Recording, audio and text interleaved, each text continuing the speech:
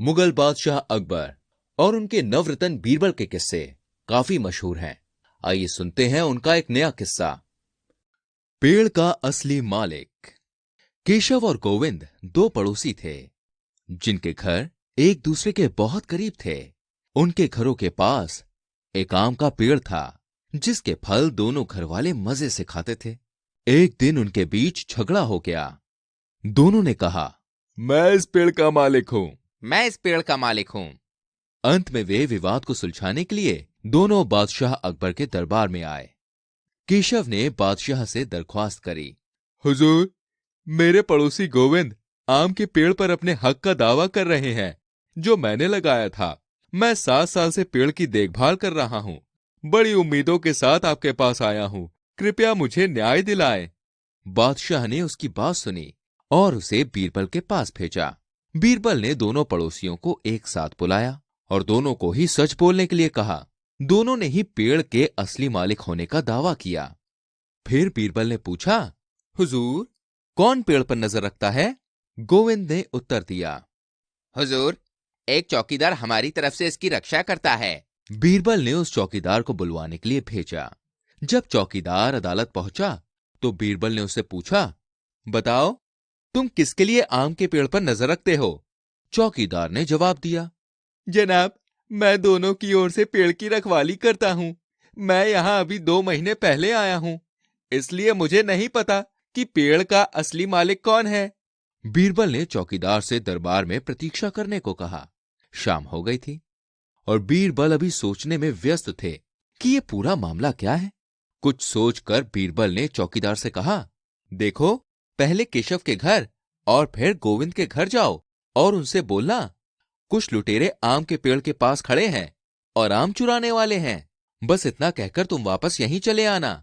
बीरबल ने अपने 2 नौकरों को चौकीदार के साथ भेजा और साथ ही साथ उनसे चुपके से केशव और गोविंद की बातें सुनने के लिए भी कहा। चौकीदार और दोनों नौकरों ने बीरबल के निर्देशों का पालन किया। चौकीदार पहले केशव के घर पर गया, लेकिन घर पर वो नहीं था। इसलिए चौकीदार ने उसकी पत्नी को संदेश दिया और फिर गोविंद के घर की ओर चल दिया। लेकिन गोविंद भी वहां नहीं था और उसका संदेश भी उसकी बीवी को दे दिया। इसी बीच बीरबल के आदेश के अनुसार उसके दोनों नौकर केशव और गोविंद के घरों के पास छिपे हुए थे। कुछ समय बाद केशव लौट आया। उसकी पत्नी ने उसे चौकीदार का संदेश सुनाया। ये सुनकर केशव ने कहा, काफी रात हो चुकी है। मैं उन लुटेरों का सामना अकेले कैसे कर सकता हूं? मैंने अभी तक कुछ खाया भी नहीं है। चलो, आराम से पहले भोजन करते हैं, फिर सोचते हैं क्या करना है। बीरबल के पहले नौकर ने बाहर से सब कुछ सुना। इसी बीच गोविंद भी अपने घर वापस आ गया था। उसकी पत्नी ने उसे भी चौकीदार का संदेश सुनाया, जिसे सुनते ही गोविंद उठा और एक लठ लेकर बाहर की ओर भागा। जब उसकी पत्नी ने उसे पहले रात का खाना खाने को कहा तो उसने कहा, नहीं, मैं बाद में खा लूंगा।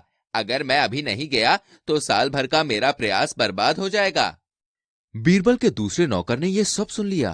फिर दोनों नौकर बीरबल के पास गए और उन्हें बताया कि चौकीदार का संदेश सुनकर दोनों ने कैसा बर्ताव किया।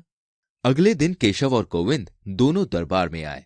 बीरबल ने उनसे कहा, देखो, मैंने अंत में निष्कर्ष निकाला है कि आम का पेड़ आप दोनों का है, इसलिए आप दोनों को उस पेड़ के आधे आधे आम मिलेंगे। मैंने पेड़ को काटने का फैसला कर लिया है और आप दोनों को बराबर का हिस्सा मिलेगा। बीरबल के फैसले से केशव बहुत खुश था, हालांकि गोविंद बहुत दुखी था। उसने आंखों से आंसू लिए हुए कहा, श्रीमान, आप केशव को पेड़ दे सकते हैं, लेकिन कृपया इसे मत काटिए। मैं इसे कटते हुए नहीं देख पाऊंगा।